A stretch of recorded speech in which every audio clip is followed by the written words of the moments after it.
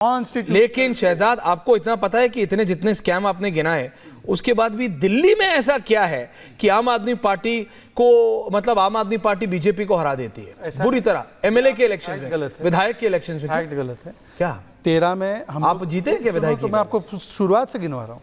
13 में हम number 1 party बने थे, 28 सीट्स, यू रिमेंबर? कांग्रेस को 8। हाँ जी, बोलिए आगे। कांग्रेस ने हमें हराने, जैस्मिन एंड शहजाद, सुनिए आप पूरा हिस्ट्री, बोलिए ना, बोलिए जल्दी। फिर हमको बाहर रखने के लिए कांग्रेस ने इनके साथ अनैतिक गठबंधन किया।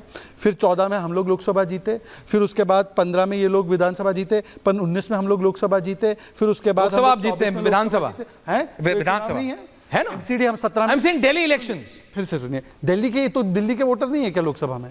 एमसीडी में दिल्ली के वोटर नहीं है क्या? ओके, आखिरी बात, शहजाद की हंसी बहुत कुछ बता देती है। हां ठीक है, बोलिए ना। One last statement, Jasmine's counter statement सिर्फ इतना, Jasmine is factually not right when he said कि वो हमें नुकसान पहुंचाते हैं। अगर लास्ट चुनाव भी ले ले तो हमारा वोट शेयर वहीं का वही था, 33-34%। कांग्रेस जीरो हो गई। कांग्रेस 2013 में 8 थी, फिर 14 में 0। कांग्रेस तो कहां जा रही है, वो तो राहुल गांधी देखें, में 0 हो गई, तो कांग्रेस को 0 किया। जैस्मिन नहीं, मुझे खुशी है कि शहजाद ने बात गवर्नेंस पे लाई, क्योंकि भाजपा के लोग गवर्नेंस पे बात करने से कतराते हैं। और क्यों कतराते हैं इसका उदाहरण मैं अभी दूंगा। अभी उन्होंने बताया कि नहीं, अरे आपकी इकलौती क्या रेवेन्यू सरप्लस सरकारें थी, इसके पहले कांग्रेस की भी थी, वो गलत है, लेकिन चलो अगर मान भी ले। और कह रहे हैं कि यूपी की भी सरकार सरप्लस थी। अरे भाई, सरकार सरप्लस में थी तो जनता को मुफ्त सुविधाएं क्यों नहीं दे पा रहे थे आप? वो आप पूछो। अगर गरीबों को मुफ्त बिजली केवल केजरीवाल ही क्यों दे पा रहे हैं इस पूरे देश में? मुफ्त पानी केवल गरीबों को केवल केजरीवाल क्यों दे पा रहे हैं? सारे महिलाओं को, आधी आबादी को मुफ्त बस यात्रा केवल केजरीवाल ही क्यों दे पा रहा है? सरकारी स्कूल में शानदार शिक्षा, और ये शिक्षा शानदार क्यों है, मैं हवा में नहीं बात कर रहा हूं। अच्छा। दिल्ली के सरकारी स्कूल के नतीजे 10वीं और 12वीं में प्राइवेट स्कूल से भी बेहतर है। मुझे बता दीजिए, गुजरात के क्या सरकारी स्कूल प्राइवेट से बेटर रिजल्ट लेके आते हैं? 700 बच्चे आईआईटी जेईई क्लियर किया है दिल्ली के सरकारी स्कूलों से। 1400 बच्चों ने नीट क्लियर किया है। ये आप सपने में भी नहीं सोचते होंगे। मैं कह रहा हूं, मैं चैलेंज करता हूं कि आपकी 22 राज्यों में सरकार है, मुझे बताइए वहां पे कौन सी सरकार में बच्चे आईआईटी जेईई और नीट की परीक्षा क्लियर करते हैं? दूध का दूध, पानी का पानी हो जाएगा। बताइए, एजुकेशन का ट्रैक रिकॉर्ड बता दीजिए, आपके एक स्टेट में बता दीजिए। चलिए, अभी नहीं, अरे बताने दो। अरे भाई रिलैक्स, बोलेंगे मेरे पास। ओमकार, अरे भैया जवाब है आपके पास, मुझे पता है। ओमकारेश्वर जी, ओनली दो 3 पीपल मैंने जो बोला। ओमकारेश्वर जी, बीजेपी को सुना आपने, आम आदमी पार्टी को सुना, कांग्रेस को सुना। आम आदमी पार्टी से मैं इसलिए दोबारा कहता हूं, और ज्यादा पहले सवाल इसलिए पूछे जाते हैं क्योंकि इन्होंने कहा था ये भी गलत है वो भी गलत है। आप हर बार आडवाणी जी का जिक्र करते हैं, आडवाणी जी ने भी रिजाइन किया था, केजरीवाल जी ने भी कर दिया। कोई ये थोड़ी पूछता है कि जैन डायरी के आने के कितने दिनों बाद किया था।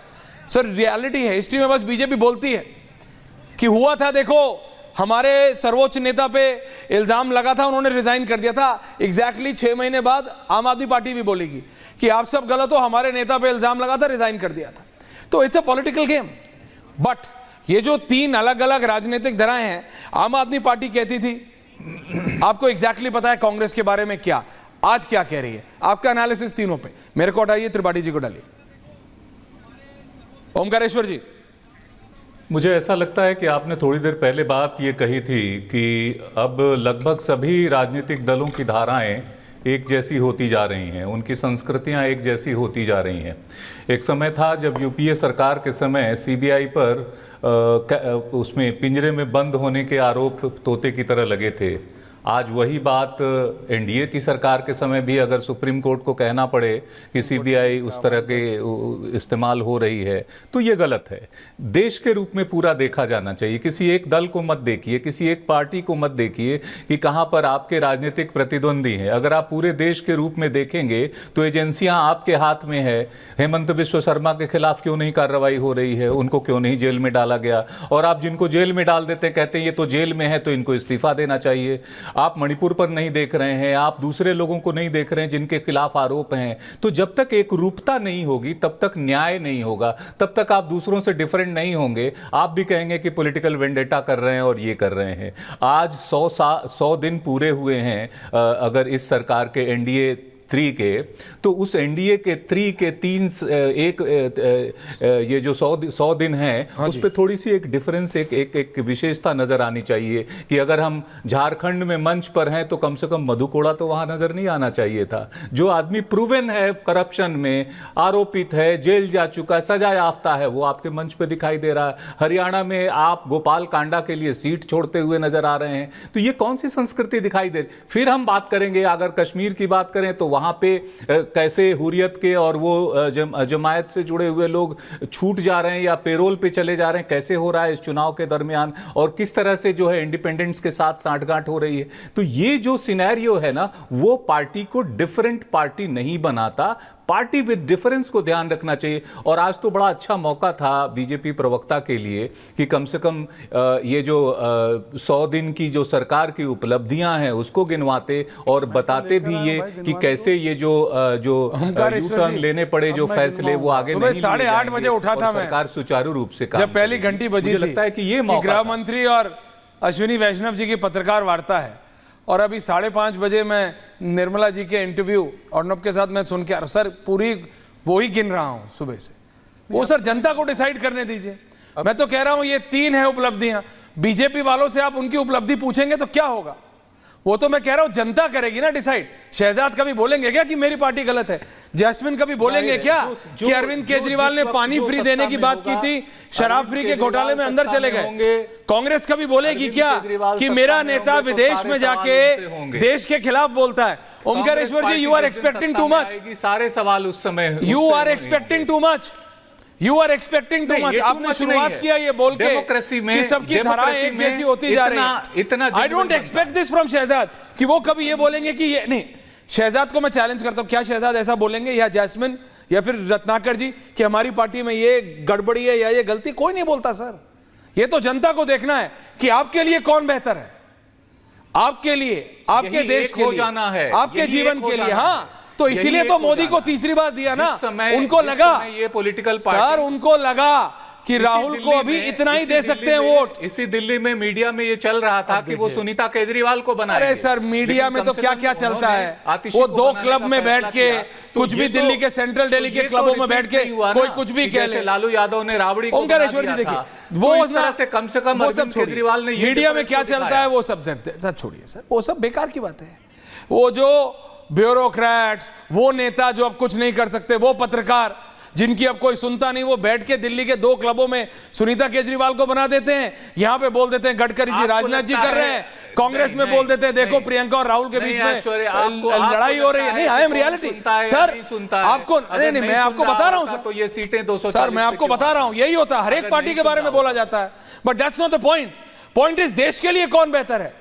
अरविंद केजरीवाल ये बोल के आए थे इधर गलत उधर गलत, I am the only one who is right.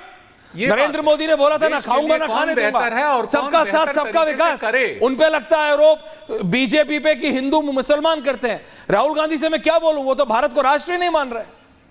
Fight is this Shehzad on India, देखिए, on your line of politics. देखिए ऐसा है, पहले तो ओंकारेश्वर जी, मेरे पास तो पूरी फहरिस्त गिनाने लग जाऊंगा। मैंने 100 दिन में हमने मैं सुबह से देख रहा हूं 100 दिन में इन्होंने क्या उपलब्ध किया है। तो 100 मिनट नहीं है कि वो उतना समय नहीं है, इसीलिए मैं इसको पटल पर रख रहा हूं। पर एक लार्जर पॉइंट, क्योंकि हम सभी लोग राजनीतिक विश्लेषण में काफी समय से रहे। हाई कमांड कल्चर के खिलाफ, परिवारवाद के खिलाफ और भ्रष्टाचार के खिलाफ आम आदमी पार्टी बनी थी। अब आप देखिए, जब से आम आदमी पार्टी का गठन हुआ है, अरविंद केजरीवाल सर्वोच्च पद पर, कन्वीनर 2 टाइम का हो सकता है, उसका भी वो अमेंडमेंट करके चेंज कर दिया। हमारे यहाँ देखिए, हमारी पार्टी 1980s में बनी, तब हाईकमांड या सर्वोच्च नेता थे अटल बिहारी वाजपेयी और अडवाणी जी। उसके बाद परिवर्तन हुआ, जोशी जी आए, उसके बाद परिवर्तन हुआ, उसके बाद हमारे अलग अलग नेता आए, गडकरी जी आए, राजनाथ जी आए, आज अमित शाह जी और मोदी जी है। और उनके बाद ऐसा नहीं होगा कि अमित शाह जी के पुत्र होंगे या मोदी जी के कोई संतान होगी, पर कांग्रेस में देखिए, सोनिया गांधी के बाद राहुल गांधी, राहुल गांधी के बाद उन्हीं की संतानें या प्रियंका वाड्रा की संतानें।